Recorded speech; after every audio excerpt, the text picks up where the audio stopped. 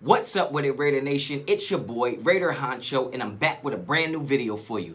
And today I am fired up. I'm really fired up because I'm talking about something today that I wasn't expecting to have to talk about or address today, nor for the rest of the offseason. Okay? Now, recently, I signed up for some new Raider forums and Raider groups on Facebook and throughout my social media, Instagram and Twitter.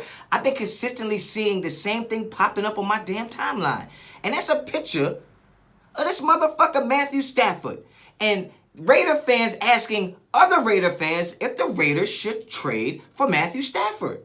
And me, I take that as someone implying, should the Raiders trade Derek Carr for Matthew Stafford? And honestly, my answer might surprise you. No, seriously, my answer might surprise you on how I feel about this topic. And if my answer does surprise you, you must have Raider Honcho all the way fucked up.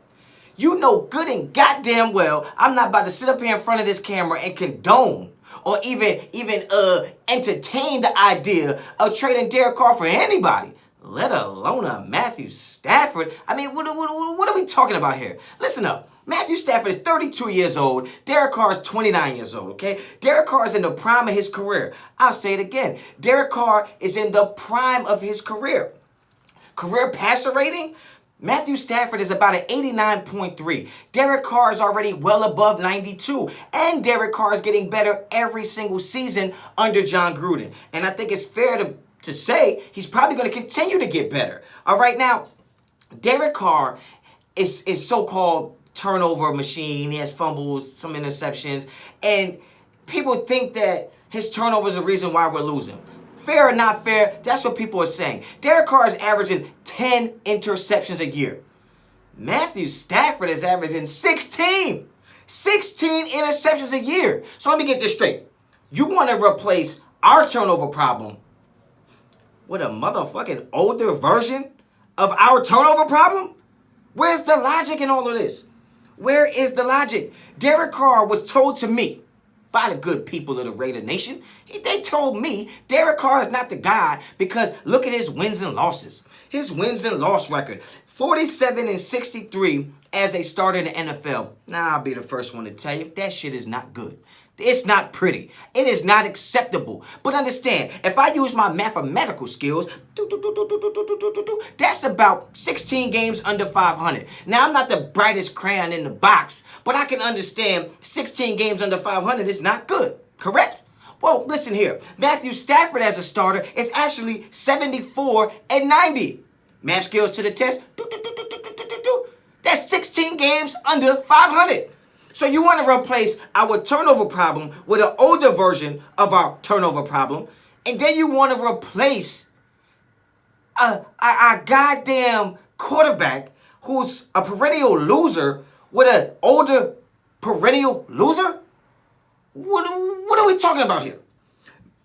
Help me make sense of it all. Okay, now, what the Raider fans need to understand is that you have a franchise quarterback. I'll say it differently. We have a franchise quarterback. Now, if you wasn't here for the Jeff Hostetler's and the Jeff Georges and Jamarcus Russell, I can understand why you can't identify the difference between a bum and a good quarterback. If you wasn't here for the Jason Campbells or the Kerry Collins or the Marcus Tuiasosopo's, I can understand why you can't identify a bum-ass quarterback with a good one. If you wasn't here watching Terrell Pryor struggle to throw for a first down, I could understand why you don't understand or see the difference between a bum-ass quarterback and a good one. But I was here through it all. I was here through the whole thing. The deepest depths of Raider quarterbacks, I was here, and let me tell you, we have a good one. Okay, now, everybody wants to talk about the best Raiders quarterback was Rich Gannon.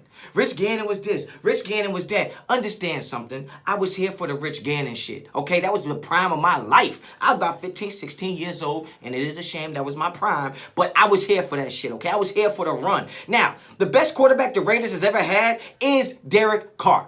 Okay, Rich Gannon wasn't putting up nearly the numbers that Derek Carr is putting up, and Derek Carr didn't have Jerry Rice or Tim Brown.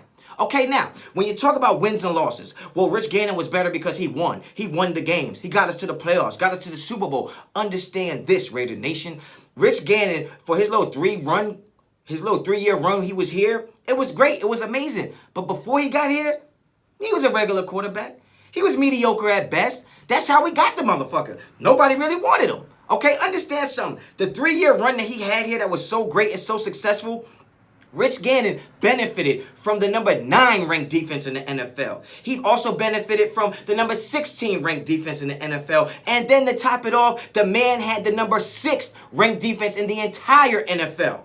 So don't talk to me about wins and losses and put it on the quarterback. Because if Rich Gannon had the defense Carr has, he wouldn't have went to the playoffs either. And he damn sure wouldn't have went to the Super Bowl. Okay? You have to understand, no matter what quarterback we get, no matter what his name is, no matter what his talent is, he's only going to be as successful as the pieces we put around him. He's only going to be as good as the pieces we put around him. Okay? Take Tom Brady, for instance, this season. Okay? I'm not comparing him and Derek Carr. I'm not saying Derek Carr is as good as Tom Brady. But listen to this. Everybody thinks we need a top 4 or 5 quarterback to win. Listen, nobody had Tom Brady as an MVP candidate this year. Nobody had Tom Brady really as a top 5 quarterback this year. But guess what? He's going to another Super Bowl due in part to the pieces they put around him, that defense they put around him. This man literally threw 3 interceptions in the NFC Championship game against the Packers and still didn't lose. They still won by a touchdown. He threw 3 turnovers and it didn't even fucking matter because the defense won the game for him.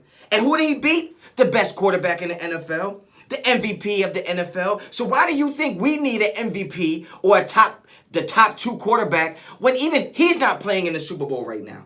He got beat by a better defense. You need to understand that the Bucs had the 8th ranked defense this year. That is why they're going to the Super Bowl. It is not just the quarterback. As good as Tom Brady is, he's only as good as the pieces around him. That's why they didn't win his last season in New England, because everybody said they didn't have the offense. They didn't have this. He needs pieces. All quarterbacks do. Maybe if the Packers went and drafted some help for Rodgers and not another quarterback who's not going to play, they'd be all right.